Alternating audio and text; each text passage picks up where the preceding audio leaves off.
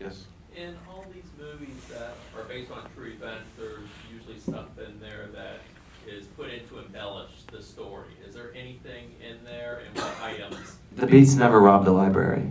But the co-writers of this movie may have, and we can't talk about it. No, we're very proud of the work and the research and just how factual this is. The poem that ends the movie, where Allen Ginsberg announces he is a poet, that's the poem he wrote the day after David Cameron was murdered. The song playing on the jukebox was "You Always Hurt the Ones You Love."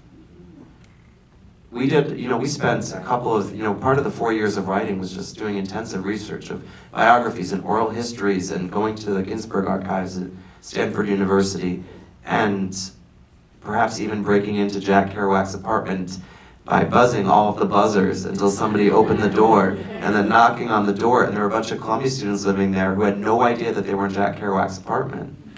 But we went physically to all the locations beforehand because it really just gave us a sense of, when we were writing it, the locations that we were writing for and how these events could have happened. You said that Kira demanded a bigger part in the next project. Do you have any idea what your next project is going to be? No, but she's watching over me. Okay. No, there's a couple of things that I'm looking at. It's just I realized you get a lot of pressure on you when something starts going, just to move on and pick the next thing and grab what's being offered. But after, a decade of loving this one and giving it so much attention, I just want to make sure number 2 I care about just as much. Yeah.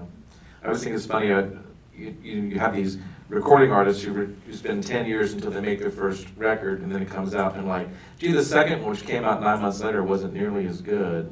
It's like, well, yeah, they had to churn it out too quickly. And it's the classic curse, and some people say just get the second one out of the way because everyone's going to always shine a light on it and pick it and examine it more than the first. Sophomore, yeah. But this actually was supposed to be my darker sophomore album. I wrote a feature adaptation of a short film that I did, and that one came together and fell apart.